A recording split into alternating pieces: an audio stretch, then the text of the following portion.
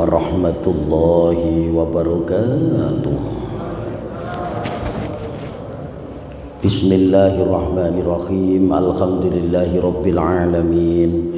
Wabihi nasta'inu ala umurid dunya waddin. Wassalatu wassalamu ala asyrafil anbiya'i wal mursalin, imamil muttaqin, sayyidil ghurril muhajjalin, wa ala alihi wa ashabihil mujahidin at-tahirin. Allahumma salli ala sayyidina Muhammadin al-fatihi lima ughliqa wal khatimi lima sabaq, nasiril haqqi bil haqqi wal hadi ila siratikal mustaqim, wa ala alihi haqqa qadrihi wa miqdarihil azim. Wa qala Allah ta'ala a'udzu billahi minasy syaithanir rajim, wa ma arsalnaka illa rahmatan lil alamin. Shadaqallahul azim, wa la haula wa la quwwata illa billahil aliyyil azim. Amma ba'd. Hadratil muhtaramin, para alim, para kiai, para sesepuh, bini sepuh, haji sepuh, wabil khusus Ketua Takmir Masjid Al Furqon Ustadz Khairul Anam SAG MPD. Niki beliau hampir sama namanya dengan saya. Beliau Khairul Anam, saya Khairul Amin. Kakak adik. Tunggal mbah mbak menawi nggih. Mbah Adam maksudnya. Juga Bapak Ibu semua jamaah salat subuh yang dimuliakan oleh Allah. Kalau saya melihat dari masjidnya yang lantai 2 dan karpetnya digelar sampai ke belakang, juga banyak tenda di luar, saya husnudon kalau Masjid Al Furqon ini zuhur, asar, maghrib, isya jamaah full tekan jobo. Maksudnya ning jobo kabeh, ning jero ngantek ra ono. Tapi insyaallah setelah ada kajian-kajian Ahad pagi, subuh berjamaah, insyaallah lama-kelamaan ke depan tambah banyak jamaahnya dan juga tambah kegiatannya. Amin Allahumma amin. Dan yang istimewa lagi, kajian hari ini juga di luar sana kayaknya ada sesuatu itu tadi itu. Semoga banyak sekali masjid-masjid yang selalu mengadakan kegiatan-kegiatan seperti ini, kajian jamaah subuh berjamaah udah mulai marak, ada yang Sabtu, ada yang Ahad. Minumnya juga macam-macam, ada yang jeruk, ada yang kopi.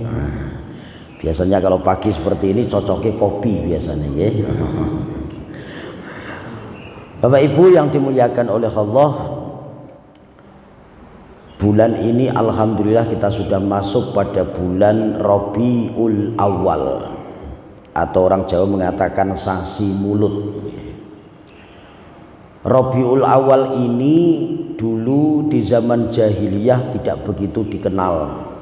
Artinya bukan bulan prioritas. Begitu Kanjeng Nabi Muhammad SAW lahir, maka kemudian Rabiul Awal ini menjadi populer.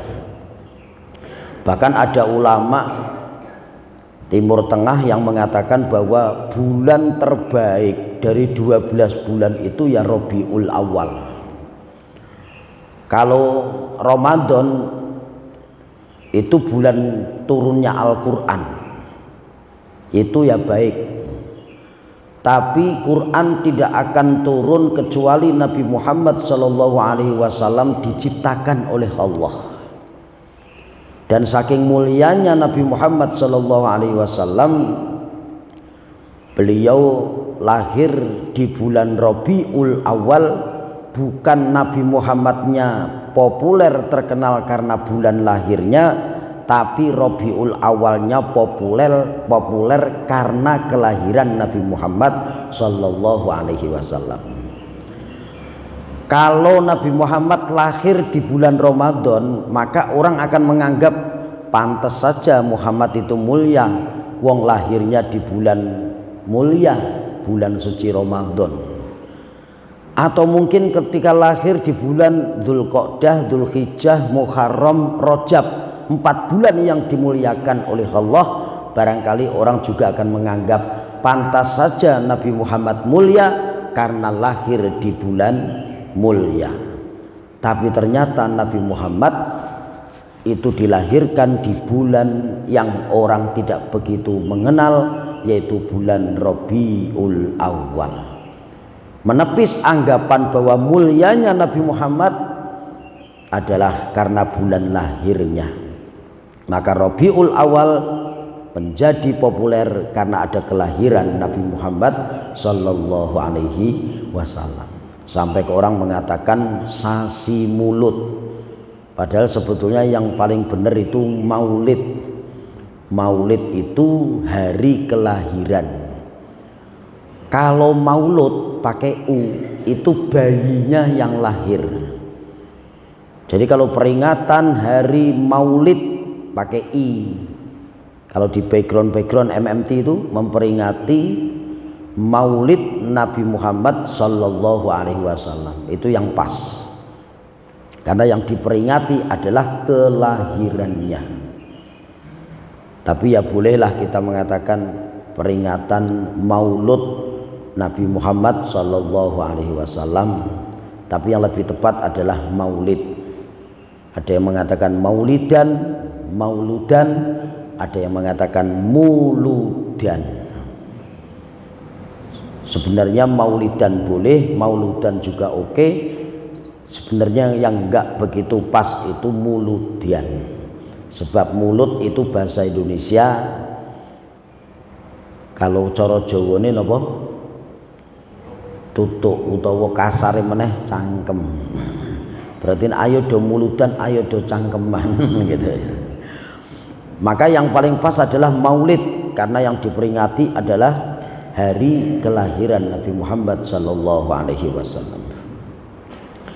Bapak Ibu yang dimuliakan oleh Allah, hebatnya Nabi Muhammad itu lahir dan wafatnya, hijrahnya, tiga-tiganya sama, tanggal 12 Rabiul Awal. Lahirnya hari Senin 12 Rabiul Awal, wafatnya hari Senin 12 Rabiul Awal. Ini susah loh, kita mau meniru nggak bisa ini. Ulang tahun dulu lahirnya Senin, ulang tahunnya Rebu. Ketika hari lahirnya Sabtu, matine Kemis umpama gitu ya. Jadi tidak bisa ditiru, susah. Kalau kita mau meniru Nabi juga tidak bisa fisiknya Bapak Ibu, karena fisiknya sudah seperti terpesan, sudah dipesan seperti pesanan Nabi Muhammad sendiri. Sepertinya Nabi digambarkan hidungnya itu mancung, lurus, tegak seperti huruf alif. Nah, kalau kita mau mengikuti Nabi kayaknya susah. Lahir pun pesek kabeh gitu. Kalau Nabi Muhammad itu hidungnya seperti huruf alif. Kadang-kadang kalau kita seperti huruf lam alif. Wes lam alif fathah tanwin sisan. Nah itu. Nabi digambarkan mulutnya seperti, bibirnya seperti huruf mim. Tapi kalau kita barangkali huruf ha gitu. Indah sekali Nabi Muhammad sallallahu alaihi wasallam.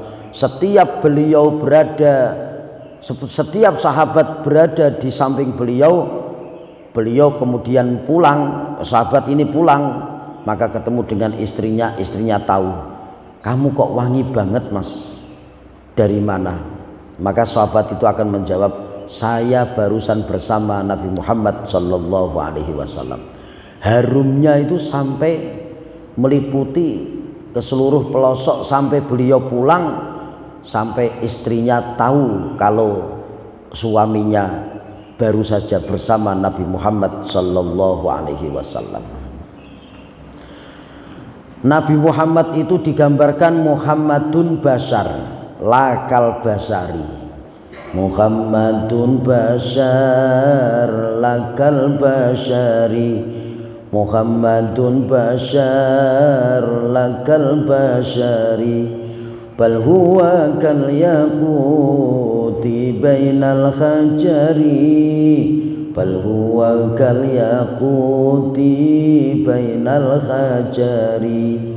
Muhammad manusia tak seperti manusia, Muhammad manusia tak seperti manusia. Bila kita batu Muhammad intan permata, bila kita batu Muhammad intan permata. Salli wa sallim ala Ahmad, salli iman ala Ahmad wal ali wal ashabi man qad waq wal ali wal ashabi man hada. Muhammad manusia tapi tidak seperti manusia. Manusianya seperti kita, terdiri dari kulit, tulang, daging, darah, sumsum. Ya butuh makan, kalau nggak makan lapar, kalau nggak tidur ngantuk. Itu Nabi Muhammad basarun, tapi lakal basari, seperti tidak manusia. Karena digambarkan Nabi itu qillatul to'am, sedikit makan, qillatul kalam, sedikit bicara, qillatul manam, sedikit tidur. Itu Nabi. Bedanya dengan kita kayaknya cuman sedikit. Kalau Nabi qillatul to'am, sedikit makan, tapi kalau kita sedikit-sedikit makan. Nabi qillatul manam, sedikit tidur, kalau kita sedikit-sedikit tidur. Nabi qillatul kalam, sedikit bicara, tapi kalau kita sedikit-sedikit bicara. Ternyata perbedaan kita dengan Nabi cuma sedikit, cuman sak wali malahan. Kenapa qillatul to'am, sedikit makan? Ini menunjukkan bahwa Nabi itu suka berpuasa. Tapi ingat Bapak Ibu, selain Ramadan yang biasa sering puasa sunnah, kadang-kadang kita harus libur juga. Jangan sampai puasa sunnah kita menjadi kewajiban, tidak boleh. Yang sunnah tetap harus dianggap sunnah, yang wajib ya wajib. Puasa yang wajib hanya Ramadan, yang lain sunnah. Jangan sampai kita membuli orang yang nggak puasa sunnah gara-gara kita sering mengistiqomahkan puasa sunnah, kemudian sepertinya menjadi wajib. Nabi itu dulu puasa Senin dan Kamis. Senin karena kelahiran beliau. Ya Rasulullah, kenapa engkau puasa di hari Senin? Maka Nabi menjawab, hadza yauma wulidtu, ini adalah hari kelahiranku. Maka Bapak Ibu kalau pas ulang tahun disunahkan untuk berpuasa. Senin kanjeng Nabi berpuasa, Kamis berpuasa. Kamis itu apa? Setiap hari Kamis amal ibadah kita, amal perbuatan kita, baik yang tidak baik sama, semuanya dilaporkan oleh malaikat kepada Allah Subhanahu wa ta'ala. Maka kalau Kamis berpuasa, itu harapannya terakhir yang disetorkan malaikat kepada Allah adalah hal-hal yang baik. Tapi ingat, tidak selalu yang sunnah itu kemudian tidak pernah ditinggalkan. Kadang juga Nabi tidak berpuasa supaya menunjukkan bahwa puasa Senin Kemis tidak wajib. Maka kalau ibu bapak yang biasa melakukan puasa Senin dan Kamis, pada saat berhalangan, ibu-ibu menstruasi Kemudian bapak-bapak misalnya juga lagi M-nya males gitu ya, sama-sama lagi M, kemudian berhenti tidak puasa, maka pada saat tidak puasa itu tetap diberikan pahala oleh Allah. Kenapa? Karena sebelumnya sudah sering berpuasa. Falahum ajrun ghairu mamnun, akan diberikan pahala yang tidak ada putusnya. Maka kalau ingin mencari sunnahnya Nabi, maka Bapak Ibu boleh setiap Senin dan Kamis puasa, tapi kalau pas libur tetap mengikuti sunnahnya Nabi, yaitu tidak berpuasa, maka tetap diberikan pahala oleh Allah. Bagi bapak-bapak, silahkan kalau mengikuti sunnahnya Nabi yang mudah, ikutilah pada saat Nabi tidak berpuasa itu. Sehingga pada saat tidak berpuasa, Bapak Ibu tidak berpuasa, tetap mendapatkan pahala sunnah. Tapi itu bagi orang yang biasa puasa. Kalau sudah nggak biasa puasa, ya sudah nggak ada pahala gitu ya. Wah, aku tak melu sunah Kanjeng Nabi wae sing pas rak posone gitu ya. Kalau sebelumnya sering berpuasa barangkali ya, tapi kalau sebelumnya nggak pernah berpuasa beda. Bapak Ibu, Nabi Muhammad SAW dilahirkan pada hari Senin 12 Rabiul Awal, wafatnya pun juga hari Senin 12 Rabiul Awal, dan bahkan hijrahnya itu juga 12 Rabiul Awal. Jadi kalau ada yang menerangkan Nabi Muhammad itu hijrah di bulan Muharram, bulan Muharram itu adalah hijrahnya para sahabat. Para sahabat diminta untuk hijrah terlebih dahulu, mengawali untuk survei, itu di bulan Muharram. Kemudian di bulan Safar tanggal 26 Bapak Ibu, Nabi berangkat dari Mekah menuju ke Yasrib yang sekarang menjadi kota Madinah. Pada saat itu tanggal 26 berangkat lewat jalur yang tidak sama dari jalur yang biasanya, sampai Nabi kemudian ngumpet di mana? Di Gua Thur. Sebelumnya Nabi dikepung rumahnya oleh Abu Jahal, Abu Lahab, Abu Sufyan, Abu Gosok bareng, okay, orang-orang kafir.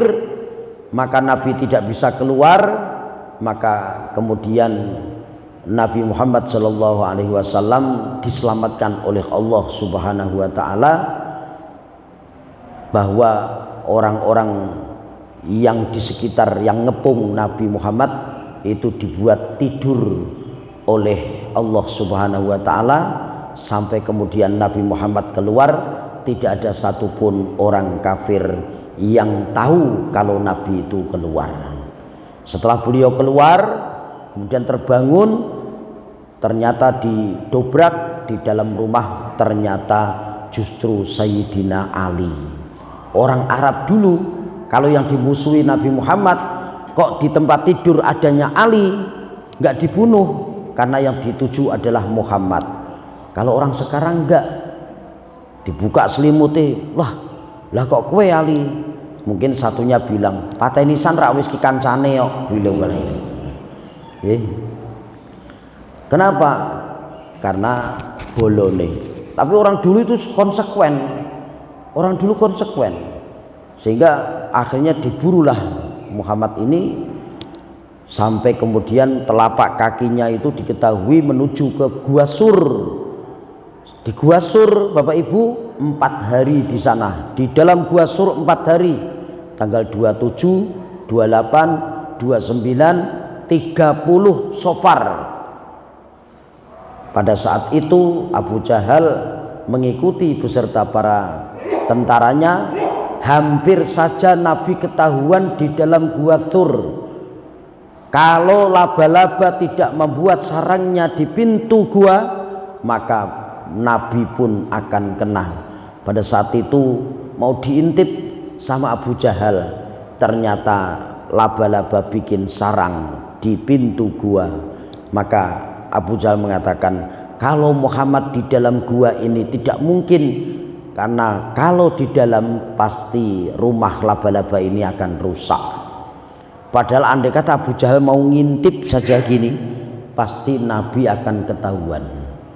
Karena hanya 2 orang saja cukup, 2 orang harus ada di dalam gua itu. Ternyata sarang laba-laba menyelamatkan Nabi Muhammad SAW. Begitu Abu Jahal sudah mau pergi, yang namanya cicak itu usil, cicak nyecek.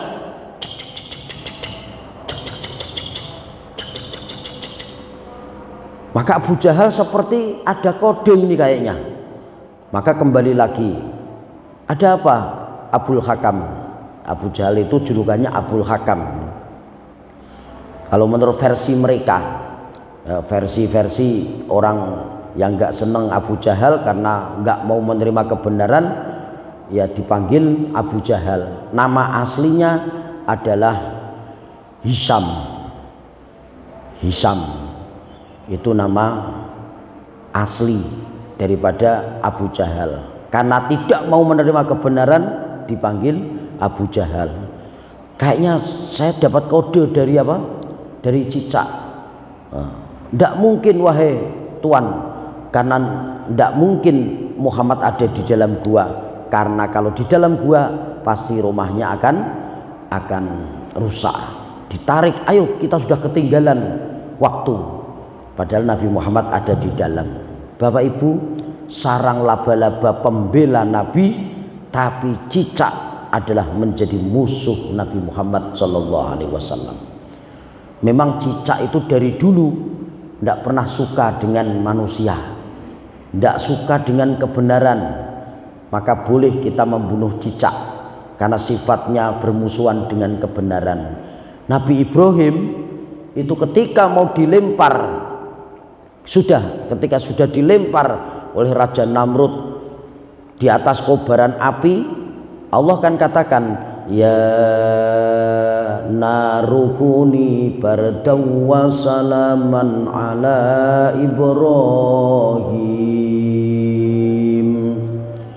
Wahai api, dinginlah dan selamatkan Ibrahim alaihi salam. Pada saat itu api menjadi dingin. Maka ibu-ibu nanti kalau di rumah kepengen nyoba pakai kompor gas ya, dicetetin gitu, terus baca ayat ini, ya narukuni bardaw wa salaman alayya, geni adem mau selamat no aku, terus dirijine jenengan nyoke, insyaallah melonyot ternyata. Pada saat di atas kobaran api, Allah katakan, hei api dinginlah, selamatkan Ibrahim. Tapi cicak pada saat itu niup-niup api yang agak-agak redup gitu, ditiup sama cicak tadi. Walaupun tidak seberapa dan tidak mungkin bisa menjadikan api itu besar, tapi Allah tahu berpihak kemana cicak ini, berpihak kepada Raja Namrud atau berpihak kepada Nabi Ibrahim. Dan ternyata berpihak kepada Raja Namrud karena dia berusaha untuk meniup api supaya lebih besar lagi. Nabi Ibrahim dimusuhi, Nabi Muhammad dimusuhi. Itulah cicak. Makanya di film Angling Darmo, pada saat sudah mau kumpul suami istri, cicake rewel gitu. Itu di film Angling Darmo dulu waktu kecil gitu ya. Jadi boleh kita membunuh cicak. Cuma waktu saya kecil sering jebreti cicak seperti itu. Karena memang dari dulu musuh dengan kebenaran itu cicak. Bapak Ibu yang dimuliakan oleh Allah, maka kemudian setelah tanggal 30 itu Nabi Muhammad melanjutkan perjalanan ke Madinah atau dulu Yasrib, dan sampai di kota Madinah tanggal 12 Rabiul Awal. Jadi Nabi Muhammad hijrahnya sampai ke Madinah 12 Rabiul Awal, lahirnya, hijrahnya, wafatnya 12 Rabiul Awal. Kemudian kenapa yang kita peringati cuman kelahiran Nabi Muhammad? Loh Bapak Ibu, kita boleh kok memperingati kelahiran Nabi Syuaib misalnya, kalau kita tahu persis tanggalnya. Sementara yang paling kita hafal itu adalah tanggal kelahiran Nabi kita Muhammad Sallallahu Alaihi Wasallam. Kalau Bapak Ibu ngerti banget tentang kelahiran Nabi Nuh, boleh kok memperingati hari kelahiran Nabi Nuh alaihi salam. Wah, pembicarane goleke sing rodok-rodok sepuh, karena Nabi Nuh kan nabi yang tua banget gitu ya. Maka carikan yang sepuh-sepuh gitu ya. Kalau kita tahu tanggalnya, boleh kok kita memperingati hari kelahiran nabi selain Nabi Muhammad. Boleh memperingati kelahiran Nabi Nuh, memperingati kelahiran Nabi Musa, memperingati kelahiran Nabi Yusuf. Tapi kita nggak tahu persis tanggal kelahiran beliau para nabi dan rasul. Hanya dilahirkan di tahun ini, umurnya sekian, tanggalnya tidak sedetail Nabi Muhammad Sallallahu Alaihi Wasallam. Kalau Nabi Muhammad diceritakan di mana-mana, sehingga alhamdulillah sampai hari ini kita tidak kepaten obor. Harus kita ceritakan kepada anak-anak kita. Nuwun sewu Bapak Ibu, saya punya keponakan. Kalau saya tanya tentang kisah keluarga Nabi, itu aja juga pasti mikir dulu. Nang, Pak paman Nabi namanya siapa? Sik tak nyanyi sik gitu katanya. Abdullah nama ayahnya, Aminah ibundanya, Abdul Muthalib kakeknya, Abu Thalib pamannya, Abu Thalib gitu. Itu baru tahu karena ada lagu. Maka kalau kita mengkisahkan tentang Nabi Muhammad pakai lagu itu lebih efektif. Dulu waktu kita kecil sering mendengar Gusti Kanjeng Nabi lahir ana ing Mekah dinone Isnen 12 Maulud tahun gajah. Kenapa pilih gajah? Karena tahun Hijriah waktu itu belum ada, Nabi Muhammadnya belum lahir. Adanya pada saat Abrohah dari Yaman mengendarai gajah bermaksud menghancurkan Ka'bah. Abrohah dan tentara gajah bermaksud untuk menghancurkan Ka'bah.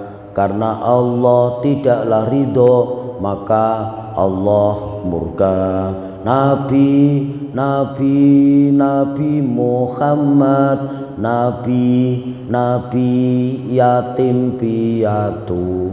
Waktu kecil ada lagu-lagu seperti itu.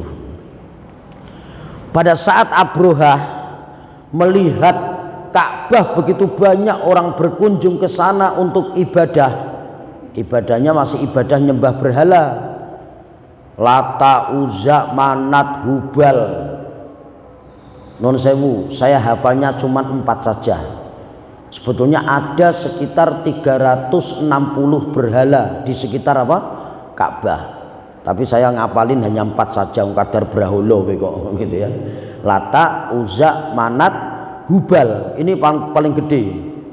Abrohah melihat Ka'bah yang ada di Mekah, itu dia tergerak hatinya karena dia iri, dengki. Ini orang-orang Quraisy di Mekah kenapa sering mengunjungi Ka'bah? Kalau saya bikin Ka'bah tandingan lebih bagus, pasti akan laku.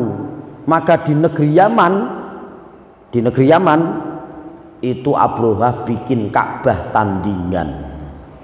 Begitu jadi bagus, megah, luar biasa, mewah, maka orang-orang disuruh datang ke Ka'bahnya siapa? Abrohah. Tapi gak laku Bapak Ibu. karena spiritualnya nggak ada sama sekali, hanya sebuah bangunan. Kalau Ka'bah dari dulu sebelum umat Islam itu sudah diagungkan oleh orang-orang jahiliyah pada saat itu. Cuman bedanya kalau dulu ada kemusyrikan, sekarang itu diajarkan untuk mentauhidkan Allah. Tapi Ka'bah itu dari dulu dikeramatkan sama orang. Sebelum Islam datang, Ka'bah itu kanan kirinya semua berhala, Lata, Uzza, Manat, Hubal. Itu ada di sekitar Ka'bah. Maka di dalam Al-Quran Bapak Ibu itu ada kalimat gini, Innas sofa wal marwata min sya'airillah faman hajjal baita awi tamaro fala junaha alaihi ayyat tawafa bihima. Sesungguhnya Sofa dan Marwa min sya'airillah, sebagian daripada tanda-tanda syiarnya Allah. Faman hajjal baita, barang siapa haji yaitu sa'i Sofa dan Marwa, awi tamaro atau umroh, fala junaha, maka tidak ada dosa alaihi ayyat tawafa bihima. Tidak ada dosa kita keliling Ka'bah, tidak ada dosa kita sa'i Sofa Marwa. Karena kalau dulu itu juga orang juga keliling Sofa Marwa, Sofa Marwa. Sebelum Islam datang, sebelum iman para sahabat itu kuat, itu kanan kiri Sofa Marwa itu juga berhala semua. Di Ka'bah berhala semua. Maka begitu berhalanya sudah hancur, Islam datang mentauhidkan Allah. Para sahabat pada saat diperintahkan untuk tawaf dan sa'i, seakan-akan seperti meniru orang-orang kafir, orang-orang jahiliyah. Maka seakan-akan ketika Sofa Marwa ini dilewati, hatinya itu masih terngiang-ngiang. Lah ya wingi-wingi iki sing lakoni sa'i ngene iki ya ora awake dhewe tok, kanan kiri berhala kabeh ya do nglakoni. Seakan-akan masih ada kesyirikan, seakan-akan masih ada rasa seperti berdosa. Maka turunlah ayat Innas sofa wal marwata min sya'airillah faman hajjal baita awi tamaro fala junaha alaihi ayyat tawafa bihima. Fala junaha, wis to tenang, ora ana dosa, wis tawaf wae, sa'i wae. Maka tawaf itu boleh ngomong Bapak Ibu. Jadi tawaf walaupun suci tapi boleh kita mengelilingi sambil ngobrol. Misalnya kita kan kalau muter Ka'bah kan kita ada bacaan-bacaan tertentu kan. Rabbana atina min ladunka rahmah dan sebagainya. Nah, ketika kita muter bacaannya sudah selesai, kita boleh kok ngobrol sama temennya atau sama istrinya. Bu, bariki borong opo misalnya gitu. Sambil tawaf boleh. Karena tawaf itu adalah ibadah fisik, bukan ibadah apa? Lisan, bukan ibadah omong. Jadi tidak ada batal kecuali kalau kentut. Kalau batal wudunya baru dia harus wudu lagi. Kalau sa'i ndak punya wudu ndak apa-apa. Sofa Marwa. Maka dulu ada anak-anak Ansor dari NU itu waktu sa'i itu Inna sofa sudah selesai, subhanallah walhamdulillah sudah selesai. Tapi kan belum sampai ke tempatnya, akhirnya ditambah ya lal waton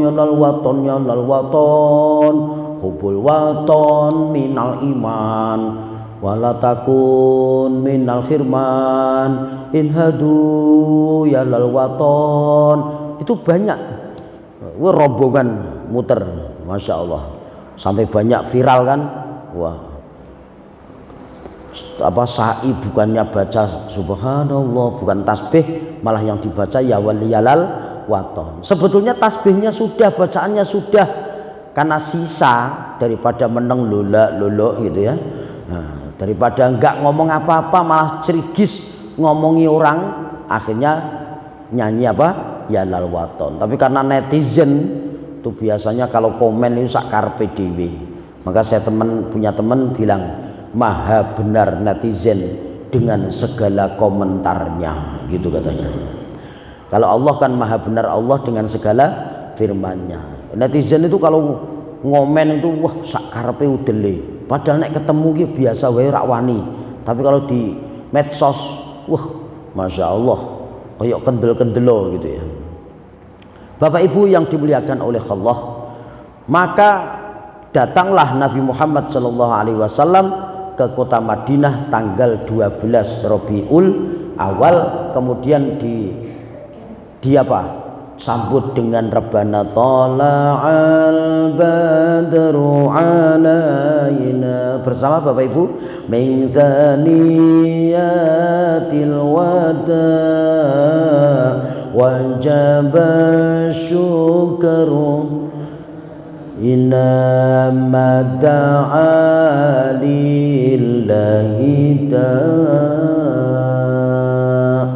disambut oleh orang Madinah, oleh orang yang Yasrib yang sebelumnya sudah menghadang Nabi sejak dulu. Pada saat belum diperintahkan untuk hijrah sudah dijemput 12 orang ke Mekah. Muhammad hijrah saja ke Madinah. Tapi kata Rasul, beliau mengatakan saya belum dapat wahyu untuk berangkat. Sebetulnya orang Yasrib sudah siap menjemput Nabi dari dulu, tapi karena belum ada perintah maka Nabi tetap diam. Begitu diusir dari kota Mekah tempat kelahiran beliau, maka kemudian Allah selamatkan Nabi Muhammad, diperintahkan untuk berhijrah ke Madinah.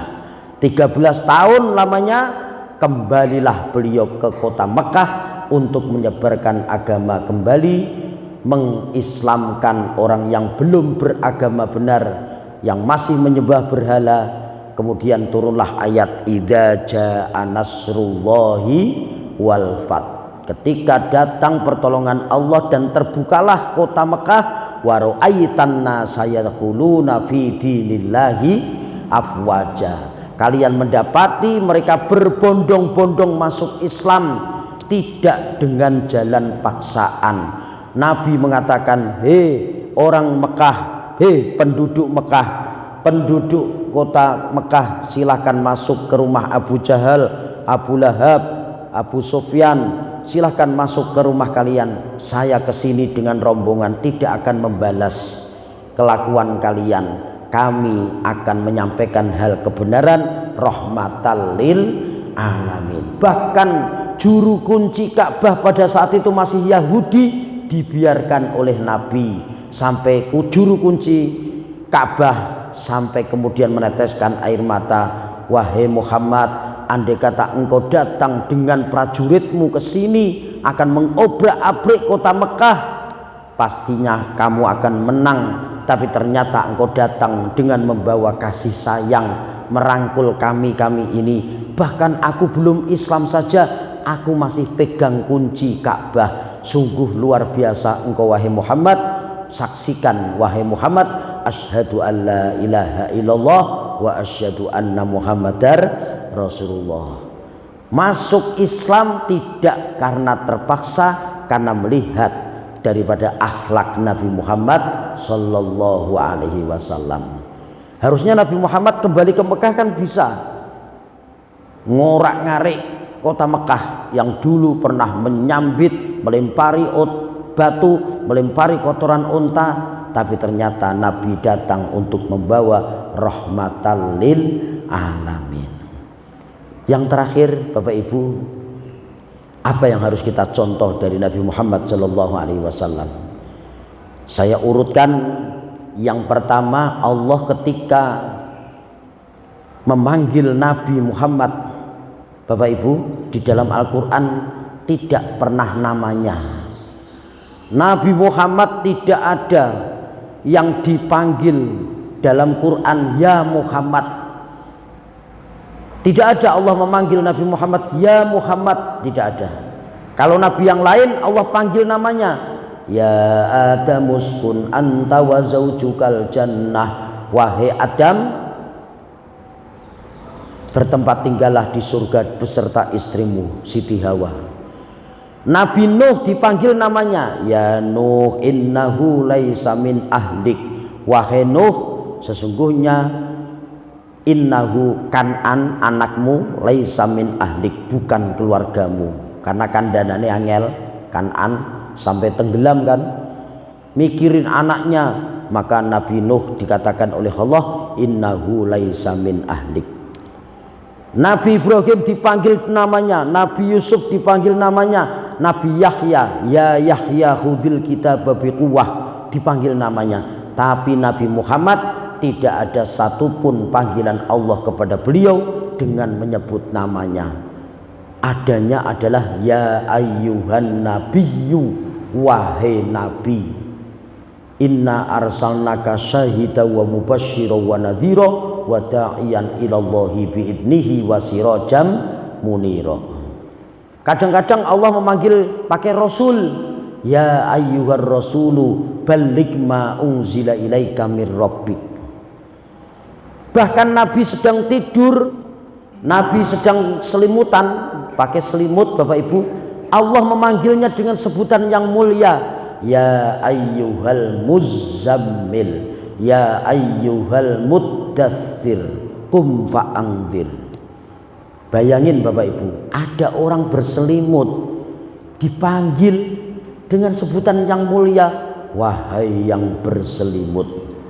Saya mau tanya Bapak Ibu, kira-kira panjenengan kalau punya menantu jam 11 siang itu ternyata nggak kerja, masih tidur saja pules ngorok sambil selimutan, kira-kira apa ya panjenengan nek gugah niku ngeten, wahai yang berselimut.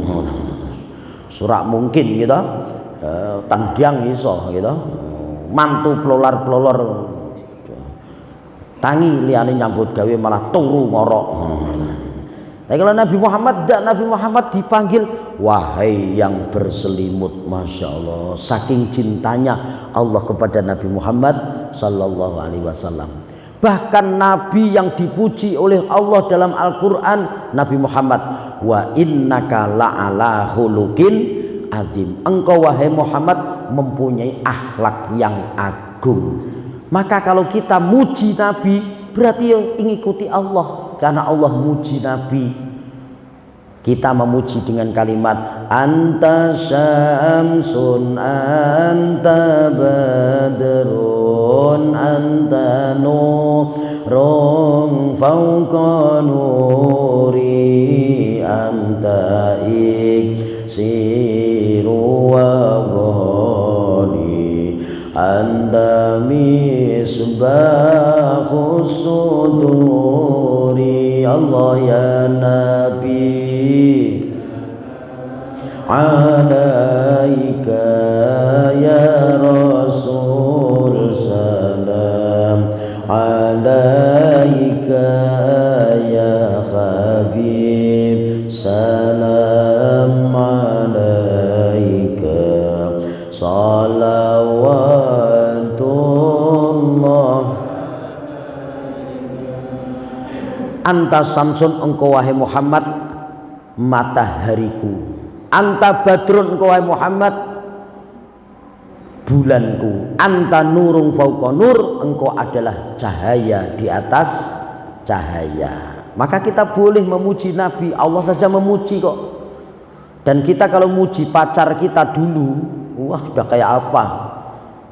Dulu saya kalau WA, waktu itu bukan WA ya, surat, yang sekarang jadi istri saya. Dulu waktu ta'aruf istri saya itu, waktu itu saya WA, tak puji-puji, ya Habibi, wahai kekasihku. Berjuta-juta bintang di langit, hanya satu yang bercahaya. Berjuta-juta wanita cantik, hanya engkau yang aku cinta. Dulu. Sekarang tak WA seperti itu, jawabannya enggak sama gitu. Dulu waktu pacaran, wah senengnya enggak karu-karuan, berbunga-bunga, ya kan? Suratnya disimpan tenanan kayak minyak wangi. Sekarang kalau di dirayu seperti itu malah jawabnya wal mitro wad debus wad dobol gitu. Kayak ngono ngisore sedikai gombal gitu ya. Saya jawab gombal kadang yo penting, aku yo ngono gitu. Kenapa? Karena mawadahnya naik menjadi rahmah. Kalau cinta itu kan terdorong oleh nafsu, tapi kalau rahmah terdorong dengan kolbu.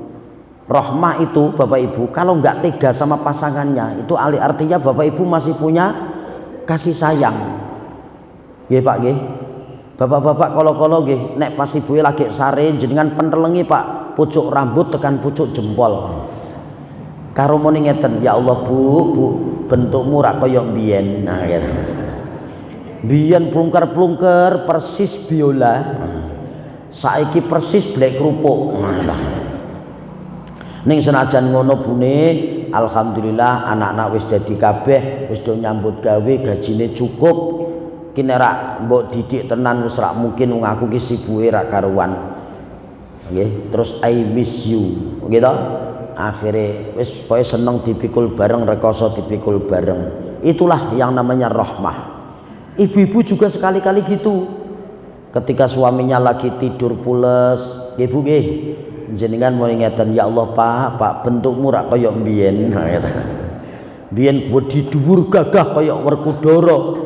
Saiki wis cilik, elek, pesek, pendek, belek, ngentutan sisan. Lah ning senajan ngono Pakmu, alhamdulillah anak-anak mbok biayai, akhirnya sekolah dhuwur S1, S2, S3, ngantek pilek kakean S. Alhamdulillah anak-anak wis nyambut gawe, gaji cukup. Alhamdulillah Pak, ki nek ora mbok biayai ora mungkin dadi ngene iki. Wah, jadi kalau dua-duanya sudah saling mengerti dan tidak tega melihat pasangannya, maka inilah yang disebut dengan rahmah. Kalau sudah mawaddah meningkat rahmah, nanti akan terciptalah baiti jannati, rumahku adalah surgaku. Itulah yang dinamakan dengan sakinah. Sehingga kesimpulannya, sakinah adalah bukan berarti orang yang tidak punya masalah. Sakinah adalah keluarga yang ketika ada masalah dia bisa mengatasi masalah tanpa masalah.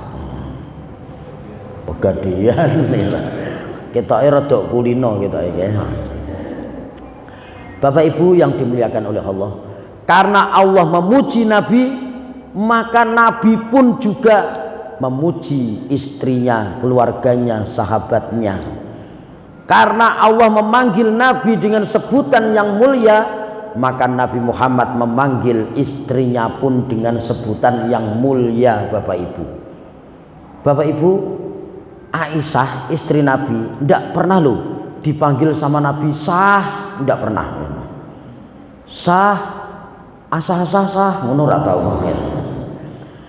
Apa panggilan untuk Aisyah? Aisyah dipanggil dengan kalimat ya Humaira, wahai yang kemerah-merahan. Kenapa? Aisyah itu kayak londo, wajahnya ini putih kemerah-merahan, kayak tomat mateng. Sehingga Nabi memanggilnya dengan sebutan wahai yang kemerah-merahan. Ibu-ibu pernah dipanggil sama suaminya wahai yang kemerah-merahan. Malah mungkin wahai yang kehitam-hitaman. Nah, gitu. Nah, nanti mungkin bisa dipraktekin ya Pak ya. Tidak harus pakai kalimat itulah, pakai yang lain. Yang penting yang dipanggil seneng. Loh, bojo kula lho Bu ngundang kula niku Mas yora, saya yora, Jin yora, Yah yor. Kadang-kadang tapi manggil saya itu Abdul gendut gitu. Dan saya nggak tersinggung. Kenapa? Justru itu panggilan mesra untuk saya. Ini saya mau berangkat subuh, subuh meruput ngisi ning dindut. Ning gone penggaron brot, aku yang ngomong gitu. Untung saya nggak bilang brot itu ya. Kalau brot itu jeru gitu ya, tapi lek ndut itu apa? Oh, itu kalau itu mesra gitu ya. Nah, maka orang panggil saya juga kadang-kadang macam-macam. Ada Ustadz Khairul, ada Cak Imin, gitu ya. Saya ini kan Khairul Amin. Wah, ini rada rentan ini ya. apalagi nanti 2024 karena ada pasangan Amin gitu ya, Anies Muhaimin. Ini bahaya loh, sekarang orang amin harus diniati sekarang gitu. Kalau dulu amin amin saja, sekarang di masjid-masjid waladhdallin amin. Ini nggak begitu bahaya, belum kampanye. Besok 2024 mesti geger, makanya jangan ikut geger. Apa mau diganti yang lain? Waladhdallin Ganjar gitu kan, ruwet gitu. Lah orang manggil saya kadang-kadang juga Gus, Amin, macam-macam. Wong orang itu ngerti saya kadang-kadang juga warna-warna, karena saya kadang-kadang kalau pakai peci, pakai jas, pakai sepatu, saya turun dari mobil itu para pengunjung bilang, wih kirun. Kalau saya pakai baju pendek tanpa peci, pakai kacamata, katanya kayak Anas Urbaningrum. Wah. Kalau pakai lengan panjang, baju putih, kacamata, peci, katanya kayak Muhaimin Iskandar. Wah. Terserah gitu ya. Tapi yang jelas kun anta, jadilah dirimu sendiri. Bapak Ibu yang dimuliakan oleh Allah, maka panggillah pasangan kita seperti Nabi Muhammad memanggil istrinya dengan sebutan yang mulia. Insya Allah keluarga kita akan baik-baik saja. Panggillah, sebutlah, muliakanlah pasangan-pasangan kita. Jangan merendahkan pasangan kita, anak kita, orang tua kita, saudara kita, siapapun. Karena sesungguhnya ketika kita memuliakan orang, maka Allah akan memuliakan kita. Semakin banyak orang yang kita baikin, semakin banyak doa kebaikan yang orang panjatkan untuk kita. Tapi sebaliknya, semakin jahat kita kepada orang lain, maka semakin banyak doa keburukan yang akan kita terima. Naudzubillah min dzalik. Orang Jawa mengatakan sing nandur mesti napa ngunduh. Maka tandurlah dengan tanaman-tanaman yang baik. Kita tebar tanaman-tanaman itu dengan pupuk, dengan buih dan macam-macam, untuk supaya nanti panen kita adalah panen-panen kebaikan. Amin Allahumma amin. Mungkin itu yang bisa saya sampaikan Bapak Ibu, mudah-mudahan ada manfaatnya. Mari kita akhiri dengan bacaan doa. Bismillahirrahmanirrahim. Alhamdulillahirabbil alamin. Hamdaz syakirin, hamdan naimin, hamdad dzakirin, hamdan yuwafi wa yukafi mazidah. Ya Rabbana lakal hamdu kama yanbaghi li jalali wajhikal karimi wa 'azimi sultanik. Sahhil wa yassir umuruna wa tamim taqsiruna bi rahmatika ya arhamar rahimin. Ya Rabbi shalli ala Muhammad waftah minal khairi kullam muglaq. Ya Rabbi shalli ala Muhammad wajma' minasy syamli ma tafarraq. Rabbana atina fid dunya hasanah wa fil akhirati hasanah wa qina adzabannar. Sallallahu alaihi wasallam Muhammad wa ala alihi washabihi wasallam. Subhana rabbika rabbil izzati amma yasifun wa salamun alal mursalin walhamdulillahi rabbil alamin. Al-Fatihah.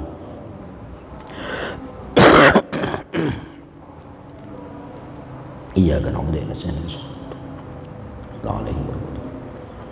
Terima kasih atas segala perhatian, mohon maaf atas segala kekurangan. Siti kecantol kawat, senajan sidik tapi manfaat. Kok mati? Cek. Ya? Oh, sudah selesai ya. Tiwas meh